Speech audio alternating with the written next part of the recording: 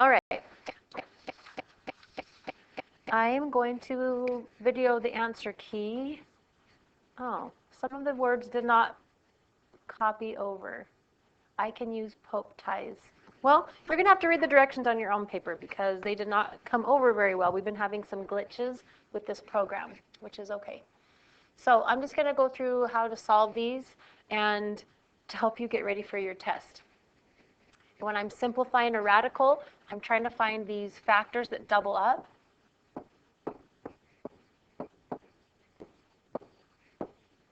Once I have a prime number on this side, I can bring it over. There's more than one way to simplify a radical. This is just the way that I felt like everyone could be successful with. So if you want to find shortcuts, you are welcome to do that. Okay, when things double up, I'm able to evaluate them. So I've got 2 times 2. If they do not double up, they are not evaluated. They stay underneath the square root sign. So the final answer is 4 root 3. I'm going to put the 3 here because I don't want to forget about it. Sometimes I get going and I just forget completely that it's there. 2 and 40, 2 and 20, 2 and 10, 2 and 5. It's a prime number. I bring it down. Doubles up.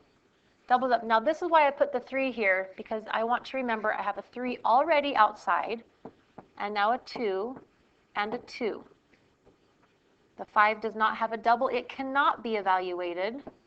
All right, so there's a couple things to do here. I could simplify here, or I can multiply things out and then simplify. So 3 times 2 is 12. 12 and 4 can be reduced.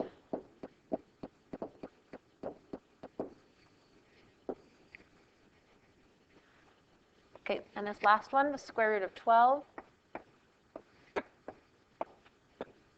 3 is a prime number. My 2's are doubling up. There's nothing out front, so a 2 has been evaluated.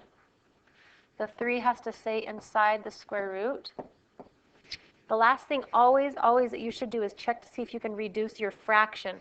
Not the square root of 3. We already did the square root of 3, but the 2/4. That's your final answer, and I will be marking points off if you do not reduce your fractions. You cannot get full credit if you don't reduce them. All right, simplify this expression. It looks like we're missing a plus sign. So I'm going to distribute this 2 times the square root of 5. We multiply the whole numbers. Since there's not a radical to multiply it with, I'm just going to leave it as the square root of 5. The 2 times 3 is 6. Square root of 5 times square root of 5 is square root of 25. So you notice I'm multiplying real numbers, I'm multiplying square roots. Okay, next I'm going to check and see if any of these square roots can be reduced. And I know that the square root of 25 is 5. So here, 6 times the square root of 5, I cannot reduce that. 5 is a prime number. This is 6 times 5, which is 30. So my final answer should be written as 30 plus 6 root 5. This is like a standard form where you put your real number first and your square root second. All right, number 3, rationalize the denominator. Since it's a binomial, to rationalize this denominator means I need to get rid of all square roots. And I do that by multiplying by 3 plus the square root of 5. 3 plus the square root of 5. I was trying to remember the name of that. The conjugate? I believe when you have the same binomial but with a different sign in the middle, it's called a conjugate. My confidence level on that right now is about 90%. Okay, let's distribute. 2 times 3 is 6. Now, 2 times the square root of 5. Be careful on this. One of them is a real whole number. One of them is a square root. Set them next to each other. Please do not make that the square root of 10. That is not proper with those rules. Okay, let's look at the denominator. I'm going to FOIL it. So first, 3 times 3 is 9. outside, 3 times the square root of 5, like we just talked about. I just write them next to each other. Inside, minus 3 square root of 5. Last, negative square root of 25. This might not look any more rationalized than it was a minute ago, but my inside terms will cancel each other out. And I know that the square root of 25 is 5. So this is my denominator. 9 minus 5 is 4. And my numerator is 6 plus 2 times the square root of 5. We have rationalized the denominator. But it says we also need to simplify. Can the square root of 5 be simplified? No, it can't. So what can? Well, I'm noticing I've got 6, 2, and a 4. And all those can be divided by 2. So 6 divided by 2 is 3. 2 divided by 2 is 1. I keep the square root of 5. 4 divided by 2 is 2. Here's your final simplified answer for full credit. Now, why don't I put right here a plus and a minus in front of that 5? Well, it's because I'm not solving. My original problem is asking me to simplify. I don't need the plus or minus until I'm solving. Okay, let's look at this next one. The equation x squared, oh my goodness, plus 55 has has 2 real solutions. This is hard to read. Well, I'm not sure. So I'm going to kind of get started on this. X squared equals negative. I know that if I take negative 55 and I add 26, it doesn't even matter what it is on this problem, but I know it's going to be negative. And if I take a square root of a negative number, it's not going to have 2 real solutions. It's going to have imaginary solutions. I'm going to have an I. I'm going to have an I in my answer. So false. That will not have 2 real solutions because that negative under the square root. Okay, number 5. Solve this equation using the square roots.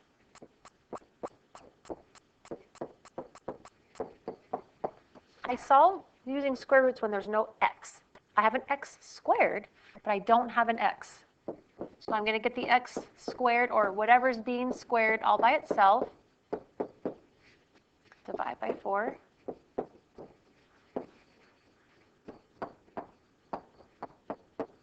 Now, since I've got a positive 1/4, this is going to have 2 real solutions. So on that previous true-false, the real solutions, and this is what it's talking about. I can take the square root. These are going to be real numbers. And why did I put the plus or minus?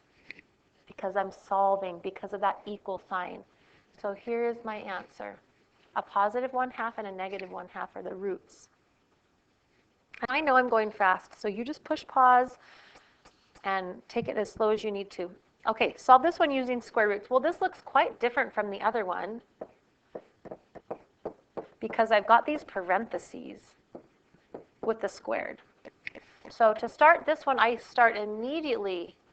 I have to get rid of that square root in order to get any further with this problem. Plus or minus 3. Why did I do a plus or minus 3? Because I am solving.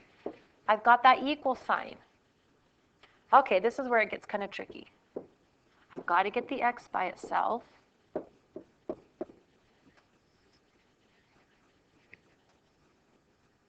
Sorry, making you dizzy.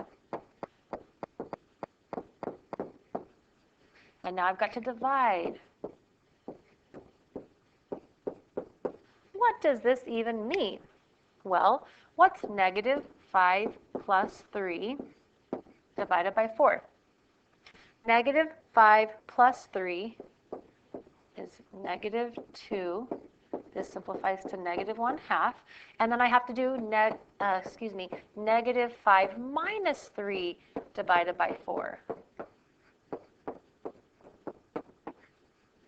So my 2 answers are, oops,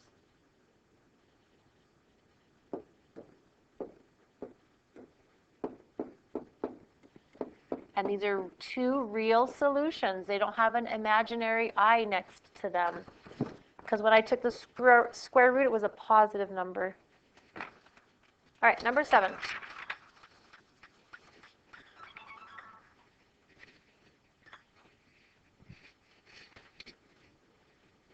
Okay, number 7, solve by factoring.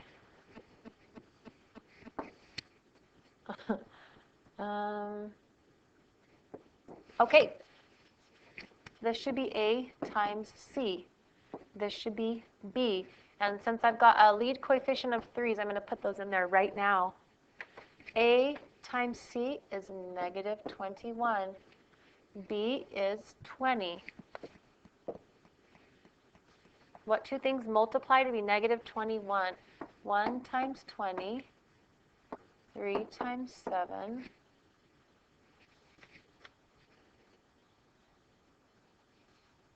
And they have to add to be 20.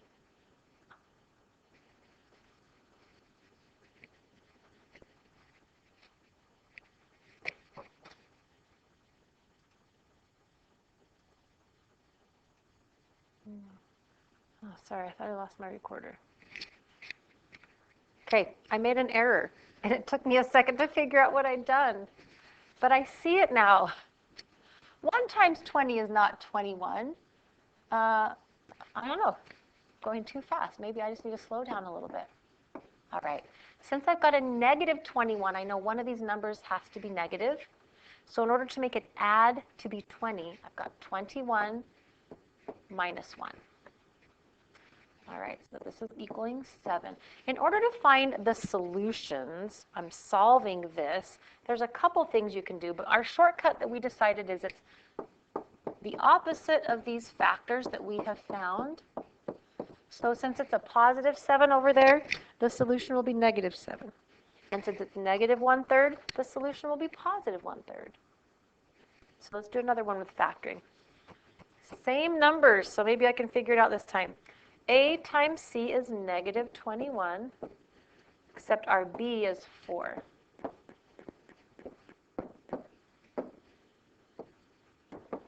Since it's a negative 21, I know that one of these numbers can be negative to make it add up to be 4. So I've got 7 and negative 3. 7 minus 3 is 4. Now, do I need to divide it by a 3 like up above? No, my lead coefficient is a 1.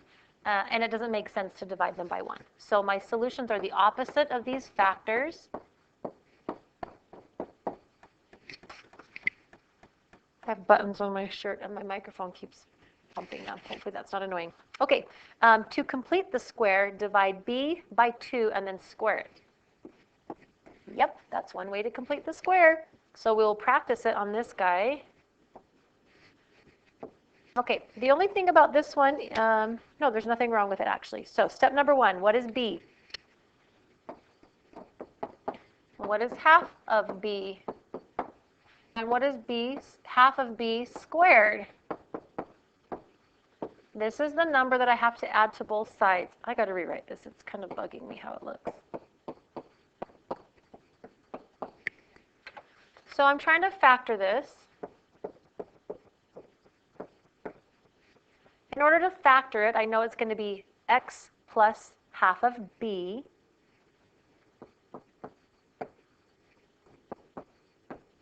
Why is that true? This probably isn't the time for you to be figuring out why it's true, but if you do x plus 5 times x plus 5 and you FOIL it, you're going to get this. So we had to find that 25. We had to find the number that makes this true. Well, we added it to the other side as well. We have completed the square. This is a perfect square trinomial. So the reason why it's helpful now is I can solve using square roots. Do I put the plus or minus? Yep, because there's an equal sign and I'm solving.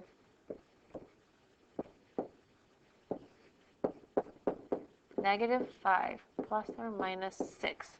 Please keep going. Negative 5 plus 6 is 1. Negative 5 minus 6 is negative 11. Those are your two solutions that you should have on that one by completing the square. All right, let's try it again for this one.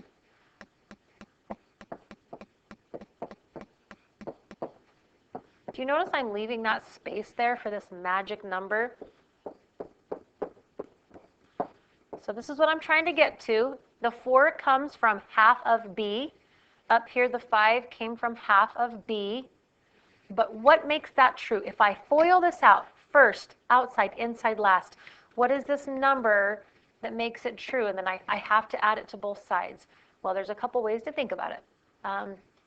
B is 8. Half of b is 4. Half of b squared is 16. That's that magical number.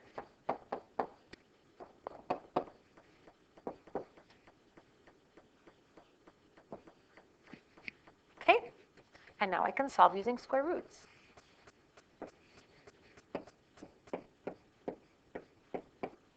Plus or minus. Am I done? Okay, there's a couple things that need to happen right here. I think I'm going to see if my 38 can be reduced at all.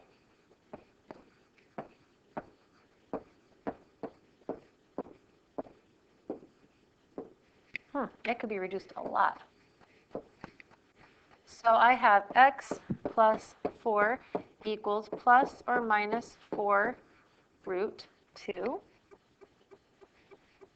We need the x all by itself. That's what we're trying to find.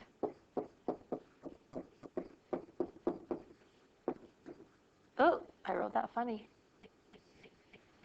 Plus or minus 4 square root 2. That's a good way to leave your answer.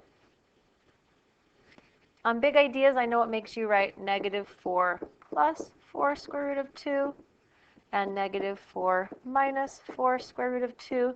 That's awesome also. The equation has 2 real solutions. How do you decide that? Well, our title says something here about the quadratic formula. So here's my A, here's my B, here's my C. Negative b plus or minus square root of b squared minus 4ac divided by 2a plus a. 4. Okay, how do I know if it has real solutions? It comes back to the square root. So one thing I'm looking at is I've got a negative here and a negative here. And a negative times a negative will be a positive. So once again, it does not matter what 6 times 4 times 4 is. If I'm adding it to the 9, yes, it's going to have 2 real solutions. If one of these, like let's say this is gone, so I've got 9 minus this huge number, well, that's going to be concerning. Well, not concerning, but I'm going to end up with a negative, which would be imaginary solutions. So the original question, does this have 2 real solutions? Yes. It will, because the determinant is positive. All right, let's practice. Solve the equation using the quadratic formula. A is 1, B is 2. Now, you're going to have to subtract the 9 on both sides so that everything's in standard form. Remember, with quadratic formula, you have to start in standard form to find the correct A's, B's, and C's. Negative b plus or minus square root of b squared minus 4ac divided by 2a. Okay, I like to do this part by hand sometimes.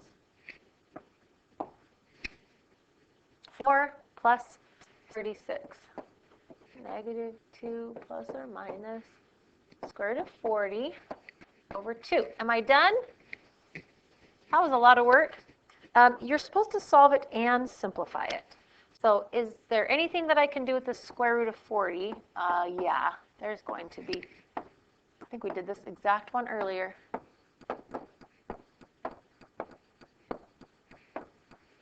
No friend. No friend. Negative 2 plus or minus 2 square roots of 10 over 2. Am I done now? Nope. All these 2's can be simplified.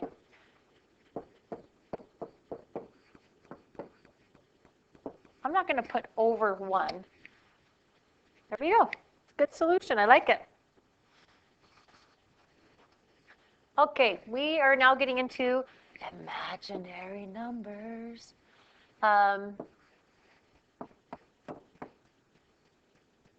Sometimes when I write -1, they are hooked together. The square root of -1 is I. The square root of 16 is 4.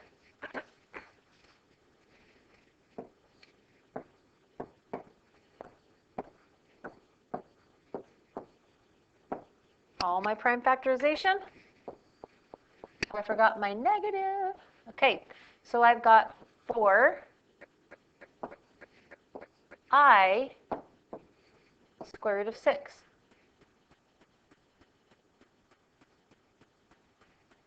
Uh, 63.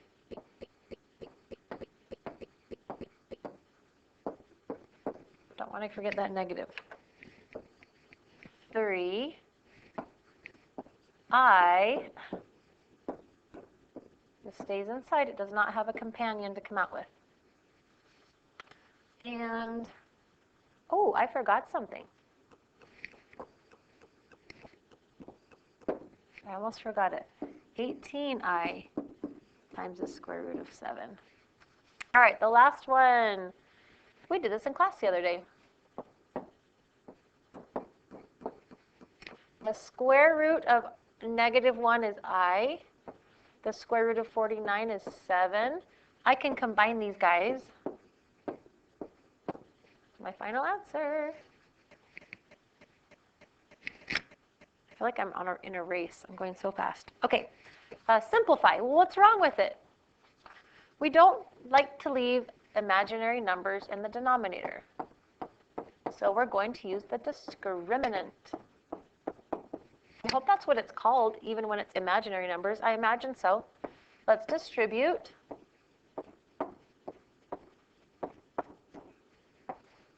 FOIL here first. Outside. Inside.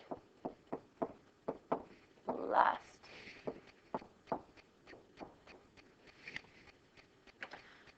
Got some simplifying to do. I squared equals -1, and -8 times -1 equals +8. So on the top, I'm going to rearrange it into kind of a standard form. On the bottom, because I'm multiplying by the discriminant, these will cancel each other out. I've got another I squared. This is -16 times -1, so I've got 9 plus 16, which is 25. Can I reduce the 8, the 6, and the 25? No. So that's a good final answer. The graph of a quadratic equation has no real solutions, crosses the x-axis, sometimes, always, or never. The graph of a quadratic equation that has no real solutions, so it's these ones. They've got imaginary solutions, just no real ones. And it crosses, oh, it's never going to cross the x-axis. It's floating above or below. All right.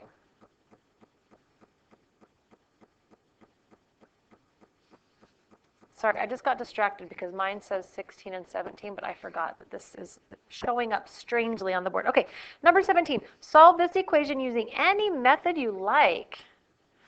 Well, I love factoring. So are there things that can multiply to be 15 and add to be 6?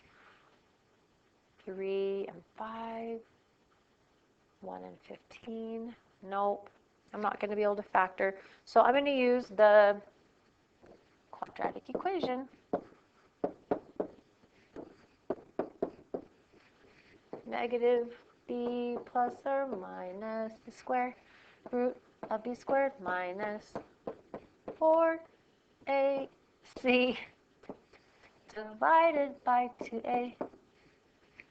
Let's solve for the discriminant. This is 36. 15. This should be 60. Ooh. So I can tell it's going to be negative, which is exciting because we're into the imaginary section.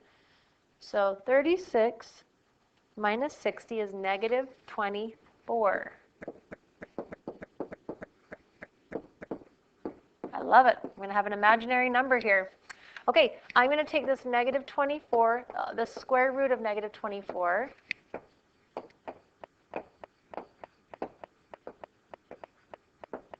Don't forget the negative.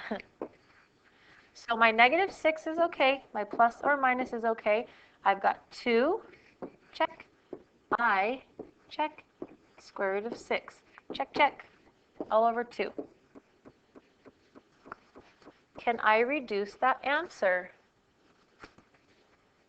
Yeah, all three terms are even. So negative 6 divided by 2 is negative 3. 2 divided by 2 is 1.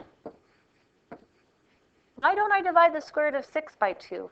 Well, it's like a variable. We already reduced it. We're not going to do it again on this step. And 2 divided by 2 is 1. So there you go. Oh, there's no back. We're done.